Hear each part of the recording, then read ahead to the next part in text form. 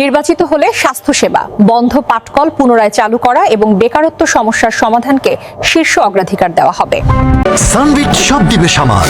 Sunbit magic press dishwashing এর মাথা ঘোরানো সলিউশন। স্বাস্থ্যসেবা বন্ধ জুট মিল চালু ও বেকার সমস্যা সমাধান হবে নির্বাচিত প্রতিনিধির প্রধান কাজ। বকুল।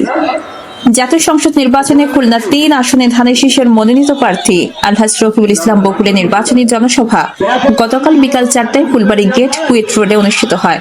খুলনা ৩ খানজাহান আলী থানা ধানের শীষের নির্বাচন পরিচালনা কমিটির আহ্বায়ক মীর কাইসাত আলীর সভাপতিত্বে প্রধান অতিথি হিসেবে উপস্থিত ছিলেন বিএনপি কেন্দ্রীয় নির্বাহী কমিটির ছাত্র বিষয়ক সম্পাদক ও খুলনা ৩ ধানের শীষের মনোনীত প্রার্থী আলহাজ রকিবুল ইসলাম বকুল।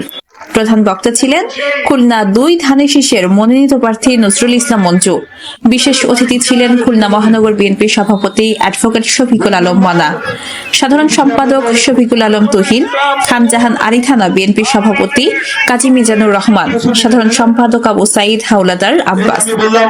প্রধান অতিথি রকিবুল ইসলাম বকুল তার বক্তব্যে বলেন, খুলনা ৩ আসনের জনগণের অন্যতম সমস্যা স্বাস্থ্যসেবা বন্ধ জুট মিল চালু ও বেকার সমস্যা। তিনি বলেন, খুলনা ৩ আসন থেকে যিনি নির্বাচিত হবেন তার প্রথম কাজ হবে এ সকল সমস্যার সমাধান করা। তিনি জনসাধারণের উদ্দেশ্যে বলেন, ভোট আপনাদের মূল্যবান সম্পদ, তাই বুঝে শুনে যোগ্য প্রার্থীকে ভোট দিয়ে নির্বাচিত করতে হবে। তিনি আরো বলেন, ভোট প্রদান করার পূর্বে আপনাদের দেখতে হবে প্রার্থী স্থায়ী ঠিকানা কোথায় এবং এ যাবৎকাল নির্বাচনী এলাকায় উন্নয়নে কি কি কাজ করেছে। আপনাদের এক একটি ভোট আগামীতে সুখী সমৃদ্ধ বাংলাদেশ গড়তে গুরুত্বপূর্ণ ভূমিকা পালন করবে। সীমা আক্তার, চ্যানেল 7, ঢাকা।